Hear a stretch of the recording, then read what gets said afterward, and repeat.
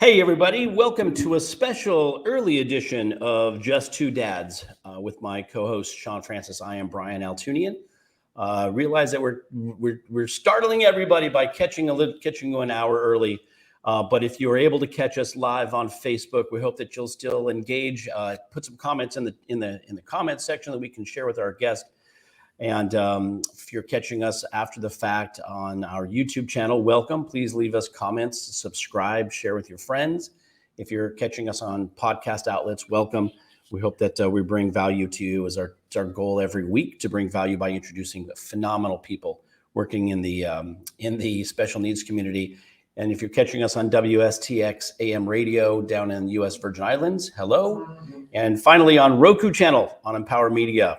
Hello, everybody, and welcome. Today's special guest. I just realized, Sean, I totally have blown this intro. That's okay. Our special guest today on Just Two Dads, we're talking about living with children with a disability or a special needs. What does that feel like? If you have no idea, today's show is going to be very special because our guest likes to share her life, and there's a specific reason why she does that. So now I'm going to throw the intro in here.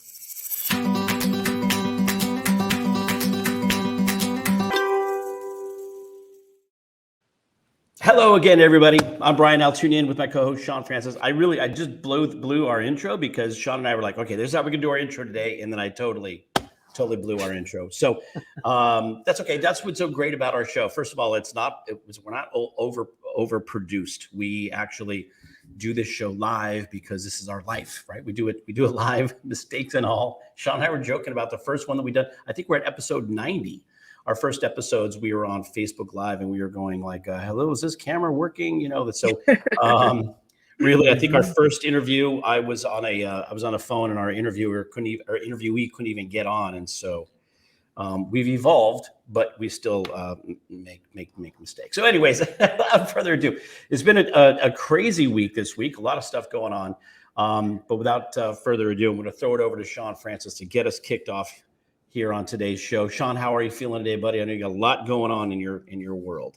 Yes, a lot going on in my world, a lot going on in the world. I am blessed and glad to be here. I want to jump right into the show because of our guest. And it's funny, people here, we're always talking about this person. We have a special guest here today. Everyone is. The reason why our guest today is special is because she is an entrepreneur. She is an influencer. She's also a single mom and a social, a special needs warrior in a way that's just different. I don't know how else to describe it. And it's probably because of the highly vulnerable and tangible manner in which she shares her life and the challenges of her daughter as well. And that is none other than Miss Tamara Wiggins. Welcome, Tamara. Hi, thank you so much for having me. Great to have you. Glad to have you here. And we know that you have quite the following in social media that is, as organic as can be. And I know that you do what you do, you are who you are, and you probably don't see it as anything special. So I'm here to tell you, as I tell each of our guests, you're wrong, and that you are in fact a hero. And all heroes have powers, and our powers come from our origin. So let's start with that first of all, because that dictates how you deal with and respond to your child's diagnosis. So tell us a little bit about, how you grew up, where you grew up, and things of that sort to begin with. Well, I grew up in Sacramento, California. Mm-hmm. My father was in the Air Force. My mother was a homemaker, and it was very like nuclear family. Mm-hmm. I had a brother, sister, dog, lawn, garden. Traditional family. Very traditional family. My father had like 3 jobs, and at some of the where I get my work ethic from is my father, because it's like, after he worked at the Air Force, and he would work there all day long, and then he was the janitor at night. Wow. And so and he would take us, and we would walk in the the Air Force Base, and we walk at night while he was being the janitor for the same people that he worked with every day. And we had Wow. that. So like all of my brothers and sisters have like that same work ethic of just being like, you have to prepare and take care of your family, even if you have to be the person that works at the desk at night, and then to be the person that throws the trash out that you put in that trash can at night. Wow. So, and yeah, I grew up in Sacramento, but now I live in Los Angeles, and I always knew I was going to move to a big city, and I'm here, and I don't regret anything. I love it. Wow. Now, with your father being in the military, it sounds like you didn't travel a lot. Like you weren't like the military brat in terms of growing up in different communities, that you seemed like you had some stability growing up in Sacramento. Is that correct or safe to say? We did, but we did do, TDY. Anybody who has a parent who's in the Air Force knows TDY, like your parents going. We did live in Seattle for a little while. My dad worked at Boeing when they were building the stealth bomber, and then we came back home, but we weren't really like all over the country. But my dad like would wake me up at 8 o'clock in the morning, and he'd be like, I went to Home Depot and I bought a whole bunch of trees, and we're going to plant them today. So at 8 o'clock in the morning, I would be in the backyard planting peach trees and apple trees and gardening and everything. So that's just how I grew up. Interesting. Wow. That's something else. So you finished high school up there, obviously. I did. Okay.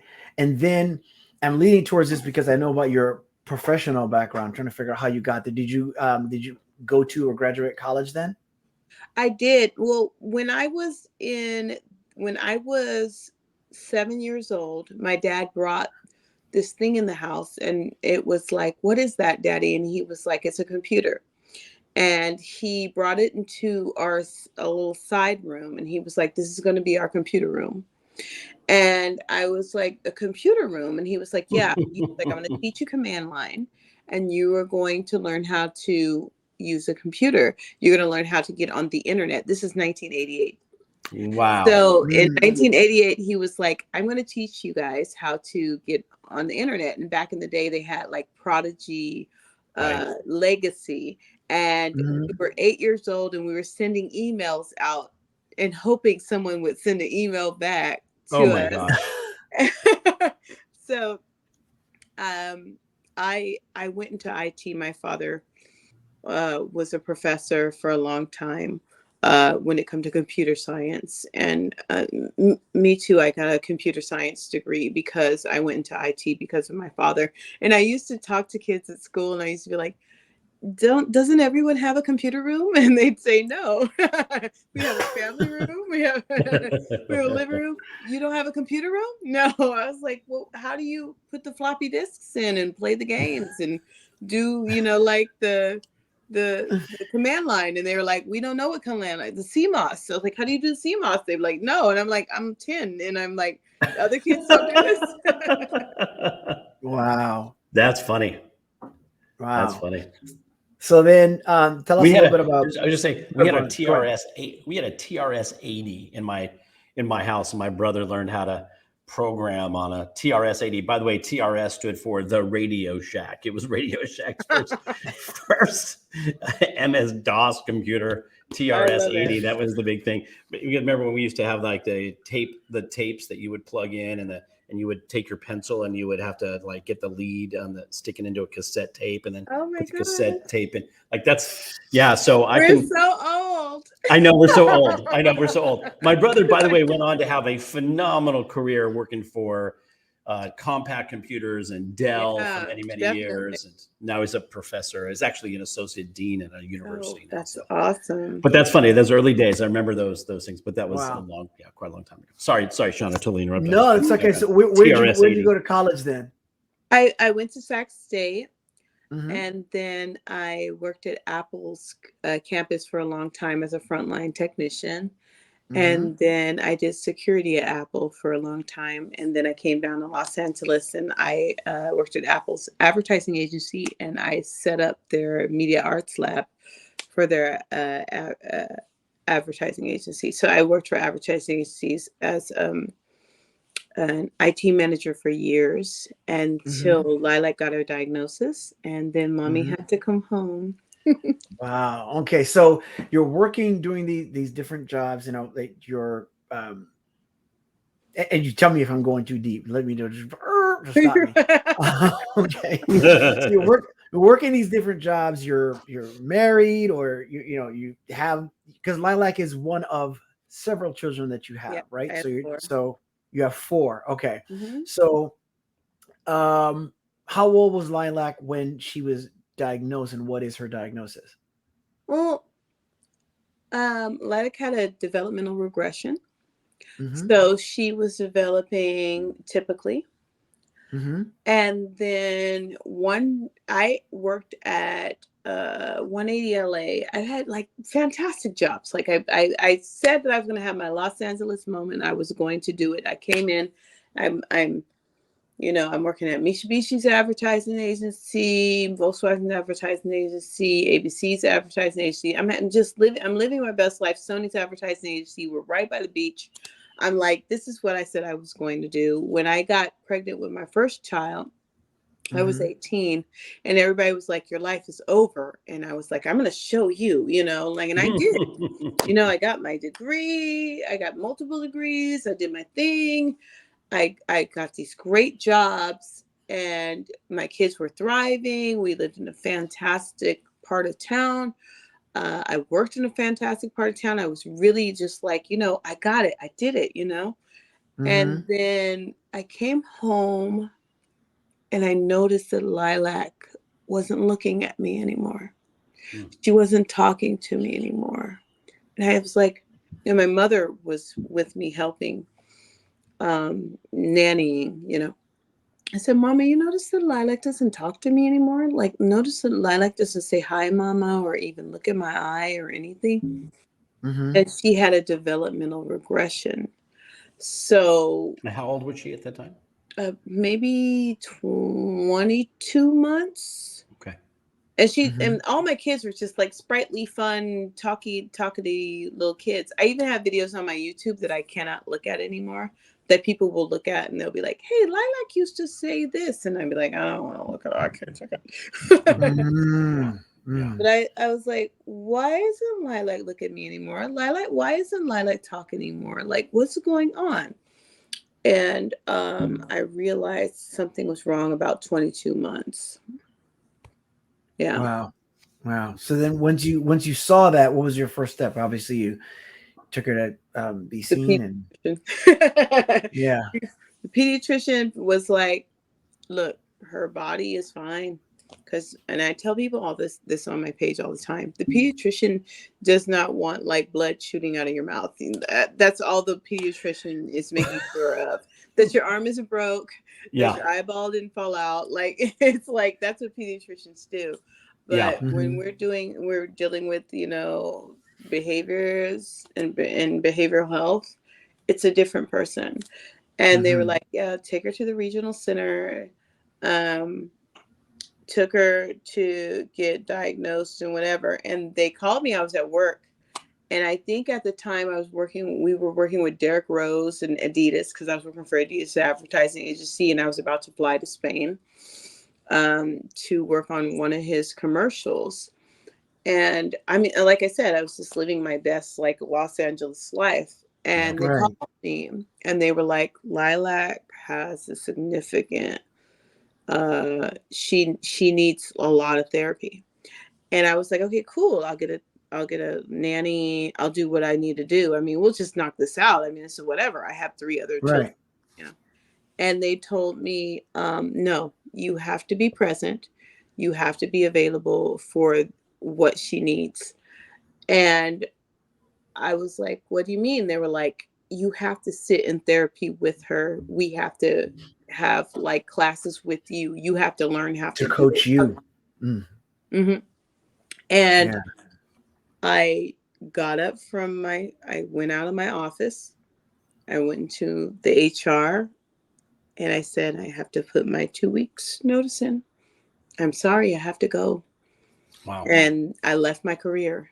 And Wow, you didn't even think of like paid, family leave, blah blah blah, any of that kind of stuff. You're just like, I'm out. I just had to go because with what they were telling me, it just felt like I have to give my whole self to her. Mm-hmm. Right now, Yeah. I made the choice to have her, and because when I got pregnant with the twins, I was on like the most voracious birth control, but it didn't work. So I was like, look, I brought you guys in the world out of faith, and I am going to just, mommy has to go home. And I put in my 2-week notice, and I was like, I don't know how I'm going to be able to maintain this lifestyle for me and my 4 children, but mommy's going home, and let's do this, Lilac. How long ago was that? That was in 2010. 2010. Wow. So obviously you couldn't see this coming. Again, like I said, your whole story is different because I'm trying to there's all these different puzzles and pieces. The financial piece, obviously you can't see this coming. You're saying you don't know how you're going to manage it, but we just are. Skip how, I know why. But were you planning, were you saving, putting, stuff aside while you were making that good money and living that dream of yours? I did a good 5 years of just using what I had saved.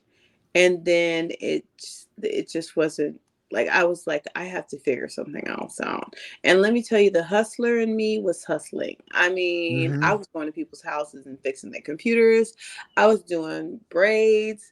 I was doing people's hair. I was I was figuring it out, man. Like, people were like, how do you survive out in Sherman Oaks with 4 kids? And I'm like, look, I always tell people, when there are 5 people, me and my 4 kids, and everybody wants a sandwich, that's 10 pieces of bread.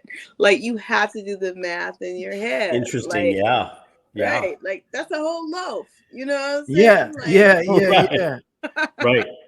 Right. You start making those kinds of decisions, right? Right. Every day I used to do the math, I have a chair right here where I did people's hair.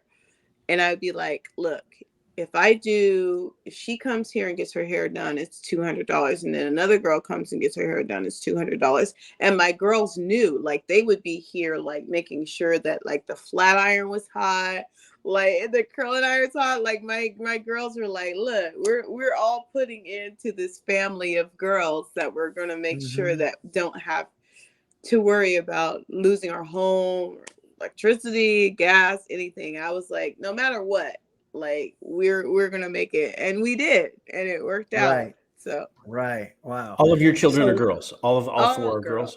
Oh my gosh, all girls. that's wild. Wow. I have a 23-year-old girl. Now you have the oldest is 23. 18 and 2 12-year-olds. Wow. We even went to festivals and had booths, like where, like, how people go to festivals and be like really super excited about like looking great. Like, all my girls would put like makeup and jewels and glitter on people in booths, like all over like California. Like, we would like travel just to do that. I'm like, the hustler spirit is very, very much deep in my children. That's fantastic. Wow. And so how old is Lilac now? Just from your dad being a janitor, working in the Air Force, got the example. Going at night. I mean, he set the definitely example. From my dad. Definitely. Beautiful. Look, whenever I tell anybody I had an idea of doing something, like when I told my mom or anybody, I would be like, I have an idea of doing something. I'm going to go to the Pride Festival in San Francisco, and we're going to sit and just dust people with jewels and glitter and make money all day long. And they'd be like, Timmy, why? Like, why do you think that this is gonna work? and then I'd leave and I'd be counting that money, like, boom, boom, boom. True entrepreneur. A true entrepreneur. Wow. You couldn't have worked in a corporate job forever anyways. You're a born entrepreneur. That's fantastic. I'm sorry, Sean, I interrupted your I was just going to ask, so how old is Lilac now? Lilac is 12. Okay. All right. So she's 12. So you're hustling, doing these different things. And it seems like you've gotten to a point where you've got some stability with the businesses, the income and the influence and all of that. That's such a great thing, looking at that. I know as long as we're living, we're not a finished product, but it's so amazing looking at the product that is now. I want to continue to talk about how you got to that point, because, you know, the three of us, and I think Brian and I are both maybe, you know, a little older than you, but we're older than most people that are like hip with social media and all that kind of stuff. But you are as it comes when it comes to doing that. So how did the hustle translate from, you know, these different ventures to what you're doing with social media now? Tell us about that path, if you will. Well, originally, my mother has always been like, I live in Sacramento. I love Sacramento. There's no reason to go anywhere else. And my dream was always to go everywhere and to do everything. And when Lilac was diagnosed, they were like, everybody had this idea of like, stick her in the house. You can't do anything. You can't go anywhere. You can't. And I was like, I don't think so. I think we can travel. I think we can have fun. I think that we just have to find places that are going to accommodate children who have autism. And right before COVID, I was like, I want a travel show. I think I want to do a travel show where it says, if you are a woman of color, if you are single, if you don't have the most money, there are still ways to have fun and enjoy yourself. If you have a child that has a disability, there are still accommodations. We can have this fun. So I planned this trip to Disneyland and Great Wolf Lodge and a bunch of other places, and I shot all this footage. And I was so surprised by how because Lilac is pretty squirrely and she's a little apprehensive, but she had so much fun, and I found ways to accommodate her in different ways. And I loved how the venues accommodate her too. And I was like, I'm going to have a travel show. I'm going to have a travel show where I'm going to show everybody how it's like, we can all do this too. And then COVID hit. Ah, right.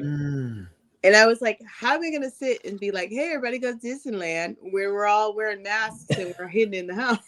Right.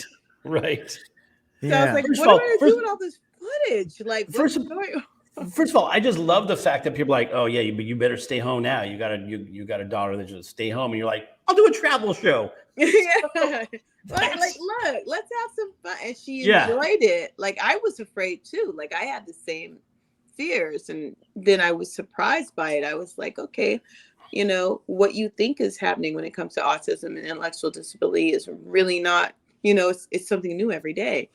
And she had a great time. We had great footage. I mean, I brought like a special camera for it, and it was like everything was great.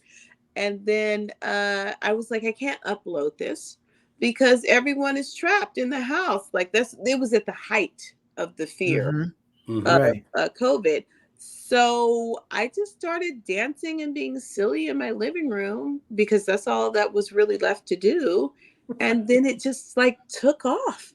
I don't know what happened.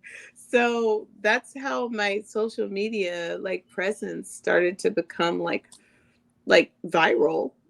And I got to tell you, you have an idea, but there's a portion of you that has no idea from my perspective how valuable and how big a deal that is. Because I will admit, I think I play it safer than my wife does.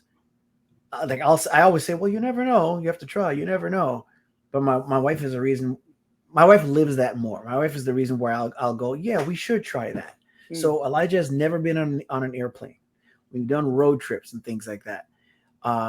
Restaurants generally go well, but for you to step out there like that is just, you know, in sense of the travel, that's one thing. And I've got ideas which we'll talk about offline, as well as people I want to connect you with to further that, especially since we're not coming out of COVID, but it's not quite what we knew it to be in terms of the height.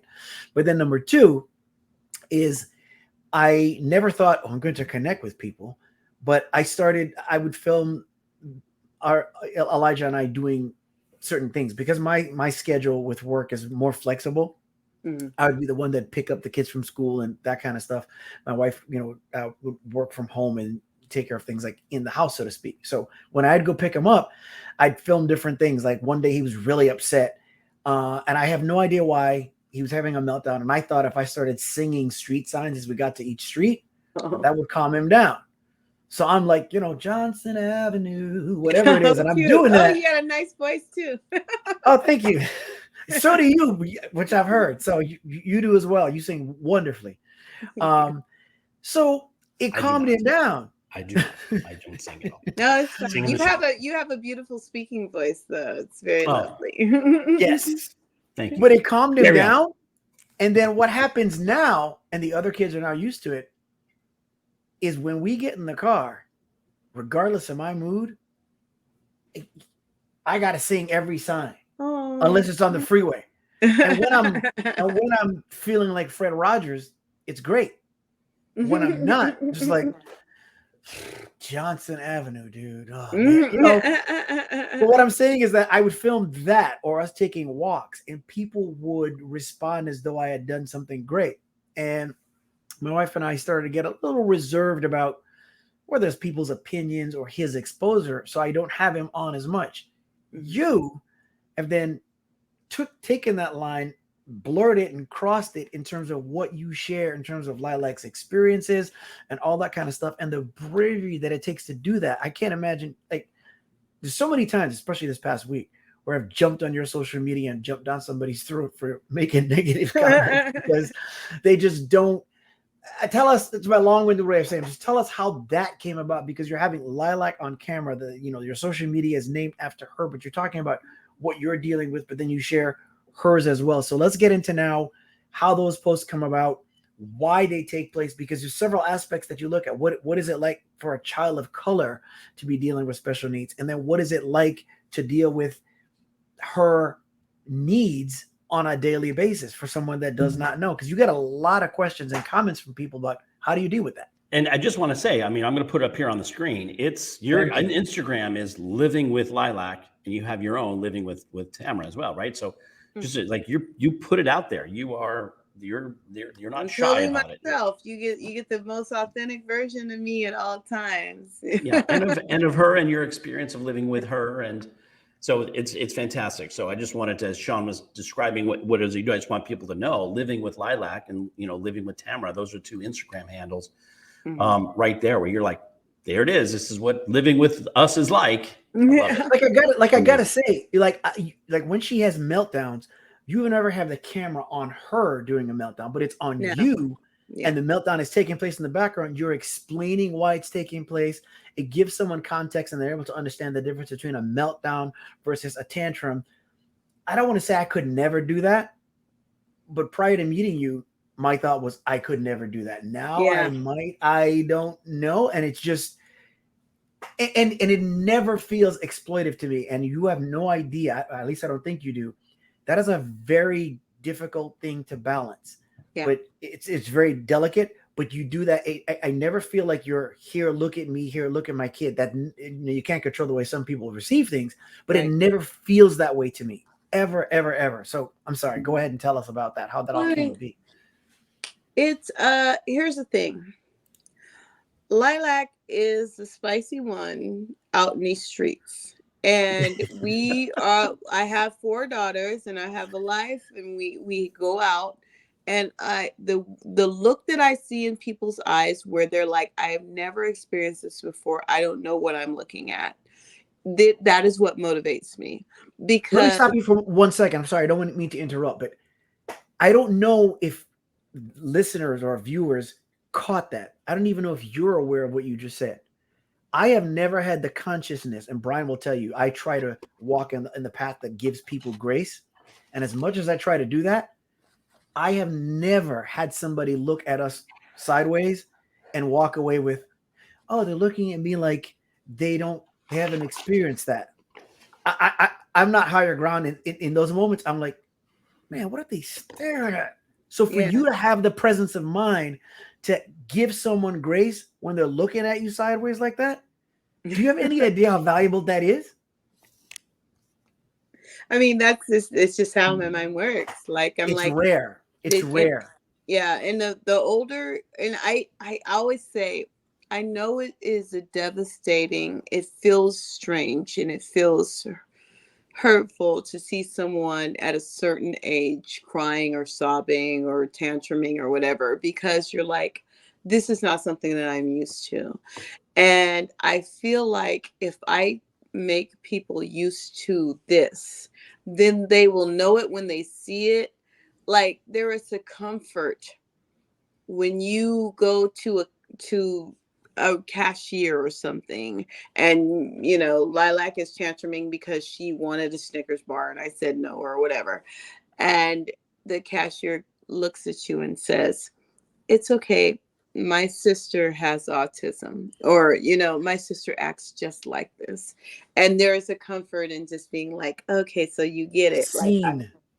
to be seen, right? And even my family members are kind of uncomfortable with it, because they're like, this is a secret, this is something that shouldn't be seen, like, hide it, don't show it. And here the thing is, Lilac is she's a cutie pie, Scooby Dooby mama's baby. I don't want to show her crying on her face and the tears and things like that. But I also do want people to know, look, if you see me out, we have this moment, then it helps us so much if you're like, oh, okay, she has autism, she has an intellectual disability, I get it, that's all right, I've seen this. And I'm telling you, I get about 100 messages a day where people are like, I don't have an autistic family member, I don't have an intellectually disabled family member, but you teach me so much about it. Today I went to the store and I saw so and so do this at the pharmacy, and I could help them, and I helped the mom, or I just like told everybody, chill out, this person has this person has that, because I could tell, I watched your videos and I understand how it is, and I never understood it, I never got talked about it. And a lot of time in our community, a disability is a joke. It's a comedy act. It's it's like, look at how silly or stupid or short bus this person is. It's never information, or like being taught how to incorporate these people into our lives and care about them and to shield them, because they really are the most vulnerable people in our population. And like, and the thing is that a lot of people will make fun of them, and they won't make fun of you. And it just confuses me to no end. You know what I'm saying? Like, why are you making fun or diminishing and devaluing people who only want to be loved and would Right. never do the same thing to you? So Never. I was like, that's really important to me. And I'm just one person. I always tell people, I'm just somebody's daughter. I'm just a girl, like, I'm a girl that had some kids, and I just want people to love on them and to care for them and to have grace for them. And so that's, I post my videos to say, just have some grace for my girls. Like, if you see my baby have this moment and you saw this and you learned something, have that for other children just like her, or her if you see her. Empathy and love. Yeah. That's Yeah, we talk definitely. about it all the time on this show. And you're guiding people and giving them something to see so that they can learn that empathy, because we never know what's happening in somebody else's situation. We're easy to judge and easy to make that snap decision about what we think it should look like. But the reality is, until you've done it, which is why this is why your social media is so amazing, because you show your lives.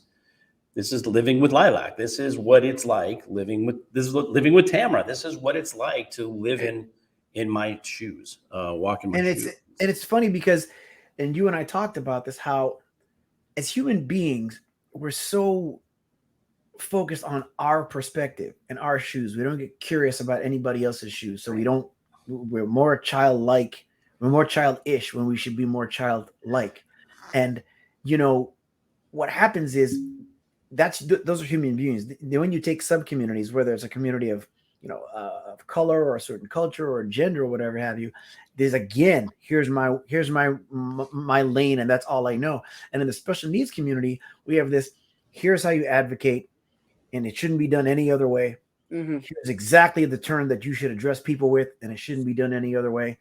And that's something that you deal with as well too, which I find so admirable.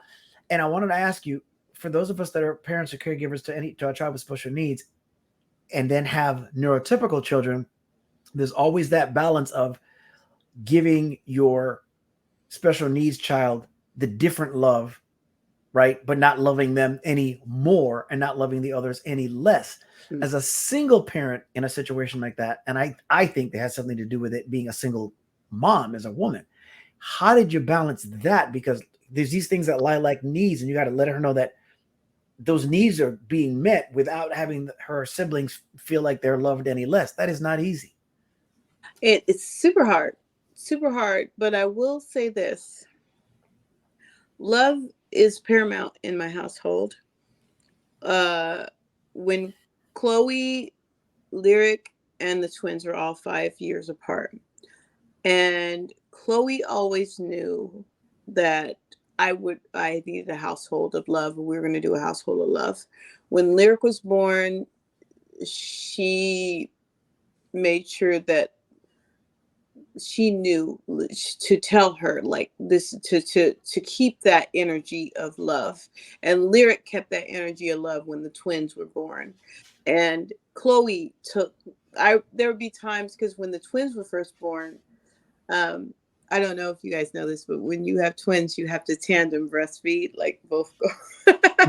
Oh, you do? I didn't know that, but it doesn't surprise me. Wow. Breastfeed. And you do it all night long, because the body is only made for you to breastfeed one child. So for your body to know to breastfeed two children, it has to be stimulated. So you have to continue to breastfeed over and over and over and over and over again all night long. Yeah. And I would do it all night until I would just be laid out.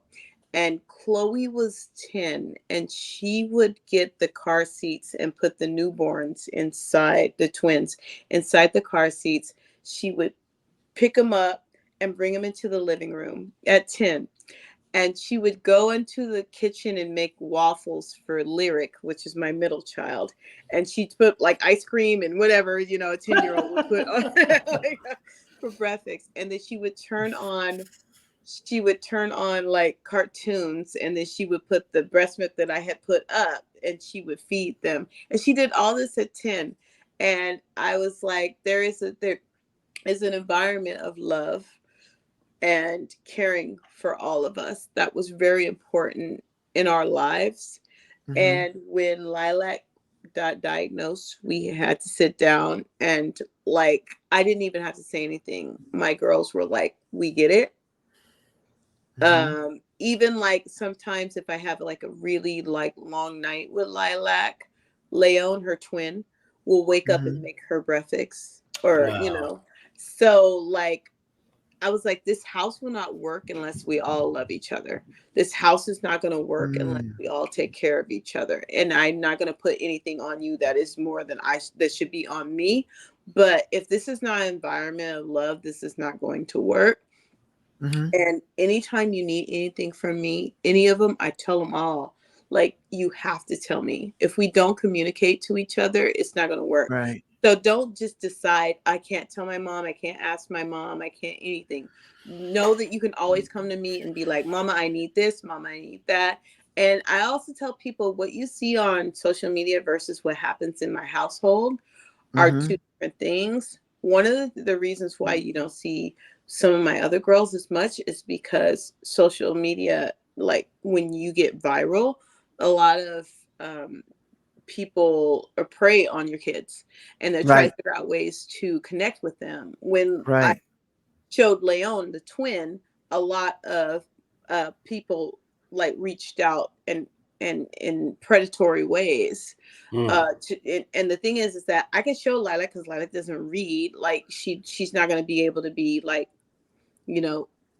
she's not going to engage in that way. Yeah. Right, exactly. While you have Leon, who could read, and then somebody's like, hey, hi, I want to be your friend, and they can send fake pictures and things like that.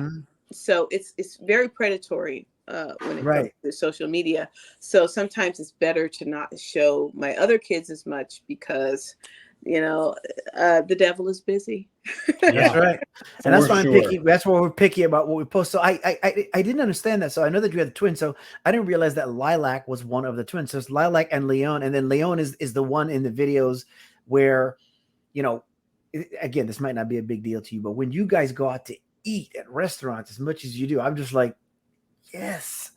So when you do that, Leon is the one that's usually interacting there with Lilac, like it's just the two of them out for a meal, right? Yeah, You can see that. You can see that. That is, I'm telling you, I can tell you about a book. I can tell you about, a pair of shoes or a great cause or any product or whatever have you.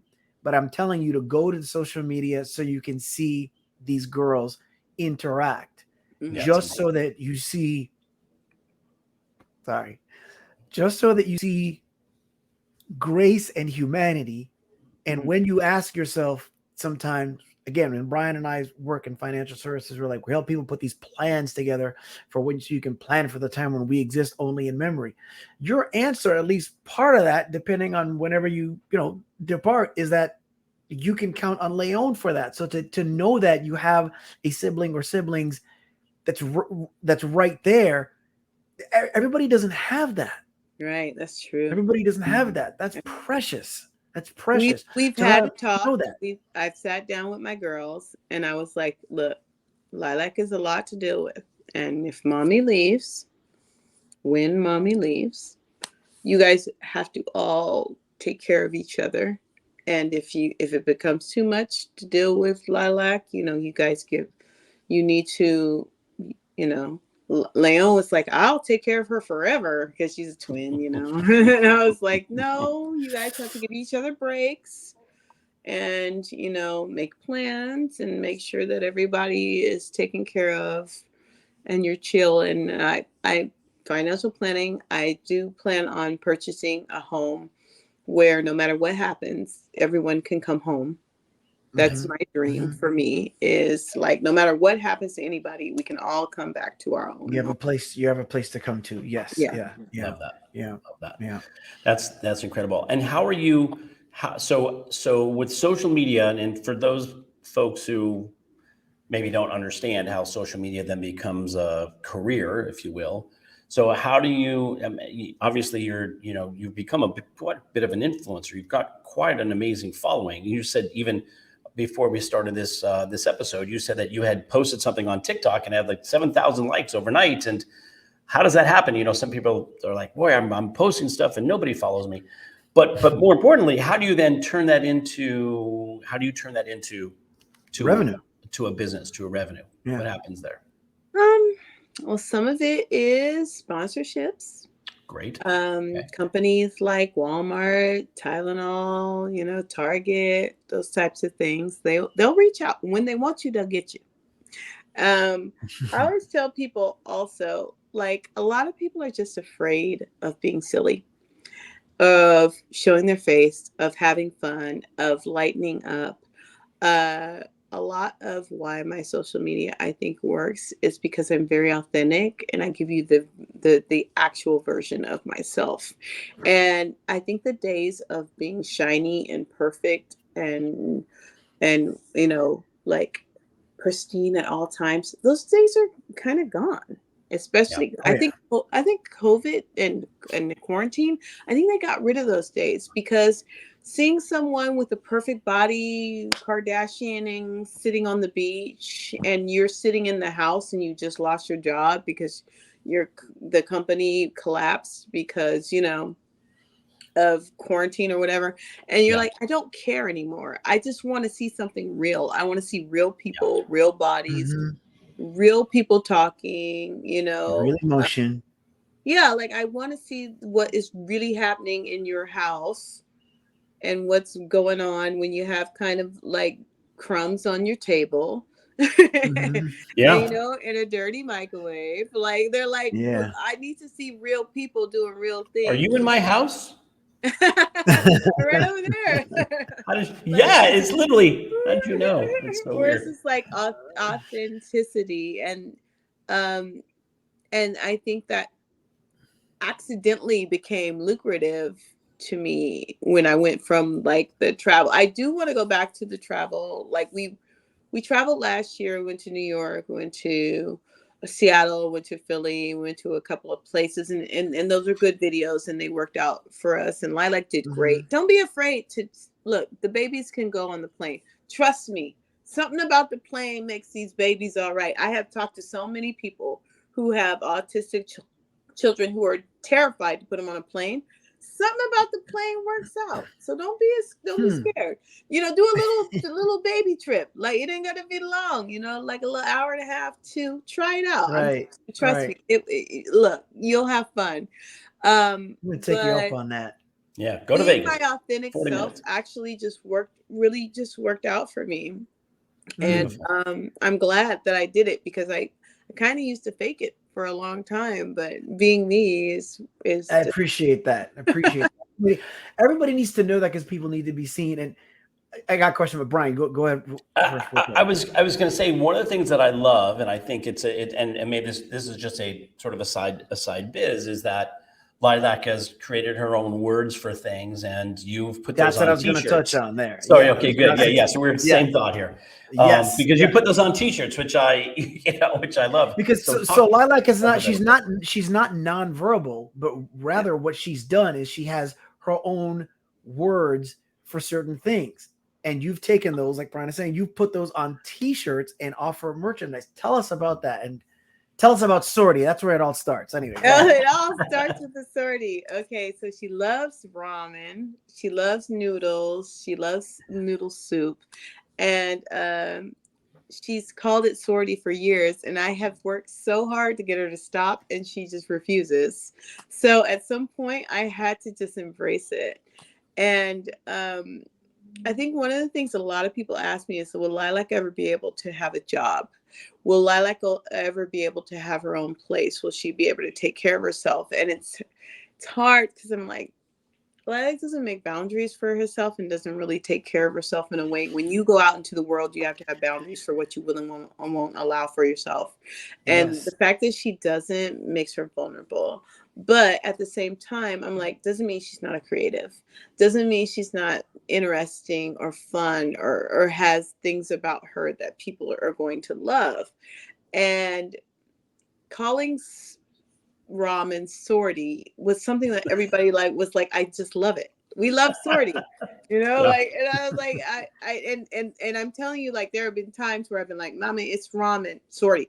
Baby, it's ramen Sortie. I'm like, okay, well, I'm gonna have to call it Sortie with you, because you know what? Who's to say that I'm smarter than you are? Like, you've made your, you know, like, you made your decision on what this is going to be, and people love it. Like, thousands of people love that. Millions, honestly, millions of people love that they change the name of it. They call it Sortie. Whenever they see ramen, they call it Sortie. So I sat her down and I was like, what do you want on a t-shirt? And she pointed, and I was like, you know what? You can have a business, you know, with a little help, with a little accommodations, somebody, you know, being there for you. You can have a business, you can have creativity, you can have somebody that fosters that creativity. Don't feel like, you know, like you're just going to be taking care of your whole life forever. You can kind of take care of yourself. And so, yeah, we have t-shirts. She calls anything that is citrus fruits or drinks, she calls Neju. We have a Neju shirt. I don't know why she calls it Neju, but I think it's awesome. We had the Sortie, the meaty, the ricey, and, you know, she just has her own way of speaking. And who am I to say that it's wrong? I think. So where can people get the merchandise that has these, the gear that has these things on it, as far as t-shirts and things like that? You can go to my Instagram, Living with Lilac, and then go into my link tree, and it's called Sortie Merch. And then you just get any of the Sortie merch. Sortie merch. I love it. Neju, I see the t-shirts, and the t-shirts are adorable. They're, you know, they're black shirts and, you know, blue, purple. You've got a bunch of different, and by the way, they're, you know, they've got beautiful diagrams on them as well. So. And she's got her name. You see where? And she signed it too, didn't she? Yeah, she signed her it. name on it. Absolutely. Love that. Yeah, that's it. It is awesome. It's And you know beautiful. something? We had a guest on. I remember a special needs education attorney. I think it was the first person that Georgiano Jugo Kelman, who was the first person I think that talked about, and this is true to a certain extent, which is instead of trying to prepare the world to, try to have my child fit into the world, I'm going to prepare the world to adapt to my child. Now you can't do that with everything. I get that, right? But if you, by the same token, take everything and try to just get your child to fit into and adapt to the world, it's only a matter of time before you're putting a square peg in a round hole. It's just Whereas, no. Right. And like we always say, is our kids they just receive information different. They're not wrong. They're not broken. They're different. It's different. That's why we need to do that. Yeah. And that told me, somebody told me, I don't know how I feel about Lilac's words being on these shirts. And I said to myself, like, I remember when they were calling hot dogs glizzies for a while, and like celebrity rap stars were calling hot dogs glizzy. I need a glizzy. I heard that. I was like, wait a minute, what is that? Yeah. And everybody was really excited about it because their favorite rap star was saying a new word, and everybody's like, I want to say this new word too. And I'm like, don't feel bad about someone who has autism and an intellectual disability saying a new word and everyone jumping on and loving it, because you're just not used to people with this type of disability being honored or being like someone being seen. Yeah, seen and loved, being seen, and being heard, being validated, counting. And it's funny because I saw this video today, and I've seen it before, and it's a prank where it says, if you take baking soda and put it in ketchup, when the person opens the ketchup, it's going to shoot out pretty far. And so this guy is doing that, and he's telling his girlfriend, he's like, babe, can you help me with the ketchup? The ketchup you got won't open. I need to put it on my, and I didn't know what he said. I thought he said, Izzy. I didn't know what it was. I've seen it before months ago, maybe even as far back as a year. But I looked at that video this morning because it popped up on my feed, and that's where he said, I need to put some ketchup on my glizzy. And I was like, is that a Chicago thing? I had no idea. I never heard it. But all you need is a celebrity to say something, and you're like, then it's cool. I have to say this word for the rest of my life, Right. But the thing was, I was like, it makes you feel weird. And I had to tell the person, I was like, it makes you feel weird because you're so used to people making fun of disabled people that when thousands of people are like, I love what you're saying, and it doesn't matter whether or not you're disabled, I still honor and I'm still like impressed by you, who you are, and I want to bring that into my life and my vernacular. And I think this is kind of like very new to people, and it's very hard. It's like, this 12-year-old girl says that things are blank, and then every day I have people send me pictures of Lilac's hanger that she like walks around. Everybody knows Lilac walks around with a hanger. People with lilac across their shirt, people with soup on their shirt, and it says Sortie. And it's like a lot of people are just not used to disabled people being honored and admired. There you go. We're at the point now where and it's funny, I think you're the first person on this show who has ever answered a question to an extent before it's been asked, meaning this particular question. And this is the point of the show where we will ask people in the following, which is, our ability to change the world is tied in some way, great or small, to our ability or our willingness to change ourselves. So with that said, give us an example of one thought or belief that you really held dearly and believed strongly, but no longer believe to be true. Okay. You have to be a genius in order to change the world. Oh my gosh. I'm right there, because that was like, I don't know if it was genius, but I once believed that I needed to be something bigger than who I am to change the world. Right. That question has never been answered more appropriately and in no more perfect a manner on this show ever before. And I challenge anybody to come on here and answer it. in any manner more perfect than that. And I'm saying that from a very selfish perspective Mm-hmm. because that's my answer to the question too. Because as a kid, you're like, I need to be this so I Yeah, can you change have the to be world. like Stephen I Hawking, you know? yes, yeah, I have to be Einstein. Atlas big or I have to be Einstein big, one of the two. But no, you don't. All you No, got to be is this big and true. And right. for those of you that can't see, that might be listening on Apple or Spotify, I have my hand over my heart. That's how big you have to be to change the world. Right. It goes in line with most people feel that they have to do something in order to have something, in order to be something. I've got to go do this in order to have a degree, in order to get a good job, in order to make a lot of money, in order to be happy. What you just talked about is you've got to be, and to be Just do be have, right? like my whole perspective on life has changed because I went home, I put in my 2-week notice, I left my career. We broke my heart because I worked so hard at it. And I went home and I didn't know what was going to happen, but the world, not the whole world, I mean, you know, but enough people have looked at Lilac and been like, you don't have to be a genius. You don't have to be, you have to have this college degree. You don't have to be this. You don't have to be that. You just have to be Lilac, and you're just, there's a specialness to you, and we, you know, we love it, and it changed the way that I see the world.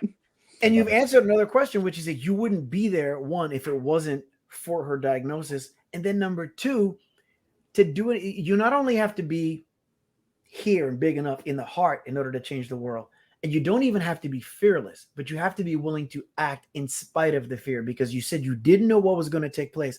And I watch you on a weekly basis directly respond to people in a very, higher law manner when they attack your child or your post, as opposed to just firing back at people. And unfortunately, I've chimed in, and I don't know if I've gotten down in the mud, but I've kind of like jumped at people, how dare you say that? Do you like, you know what I mean? So you do some of what I do and aspire to continue to do, which is keep it up here. Like Michelle Obama I says, try to when be they as go, gracious down. as possible. Yeah, you'd like to say when they go low, we go high, but sometimes if they're low enough, you're ready to just jump right down there, and you do a great job of that not taking place. So well on you, and I'm just glad we met, that we had this time today, and I know we're going to be doing some work in the future. I know we are. Wonderful. It's been amazing, and as we wrap up the show, first of all, thank you for joining us and being a part of this. This conversation has been, inspiring. Hopefully, other folks feel they can, sort of break out of their preconceived shell and get out there and share themselves with the world authentically. And who you are being will dictate what it is that you do and give you everything that you want to have. So, what you've talked about is great. I want to thank everybody who's been listening and catching us live at our special time, which has been great to have you all here. Thanks to those who have commented, some folks who have put some comments there in the chat. We've actually put your store link in the chat as well. So if you're watching this and you want to catch this live catch us after the fact, look at our YouTube channel. You can see it in the chat as well. Get on there and buy some Sortie merch, and honestly, and thank you, Sean Hall in Hawaii, for supporting us as our producer and keeping us on track. He's like, time, guys, it's time. Let's keep moving. You keep us rolling. So thank you, Sean Hall. We love you, and to our families, and everybody listening down in the U.S. Virgin Islands. Thank you again for participating with us. Tamara, it's been an honor to have you here. And I always sign off with the same thing, that, empathy and love is what's needed. You're an embodiment of that. I mean, you really are helping folks understand why that's so important. Look at the world through lenses of love, and the world will look like a different place. And know that somebody's going through something, and the more empathy you can bring to a situation, the more value you bring to the world. So thank you for being an embodiment of that. I'm going to throw it over to Sean to wrap us out here as we wrap up this hour. Amazing conversation. I want to thank Tamara again for this great time. And I never have I been more certain of the change that we can make together in this world. And us working together, doing something. I got all kind of ideas in my head. I'm as I know Brian does too. I want to thank those that tuned in live and commented, including Don Amici of KBLA Radio. Love his work. And I want to thank, as always, the women in my life without whom I would not be. And that is my amazing wife, Laura, and my mom, Jan. And I want to remind everybody again that, remember that everyone you see, everyone that you encounter, everybody wants to be seen. Everybody wants to be heard. Everybody wants to be loved and know that they matter. And we'll see you next time. And just remember that if you're watching this, we love you. Thank you, everybody. See you again soon. Bye-bye.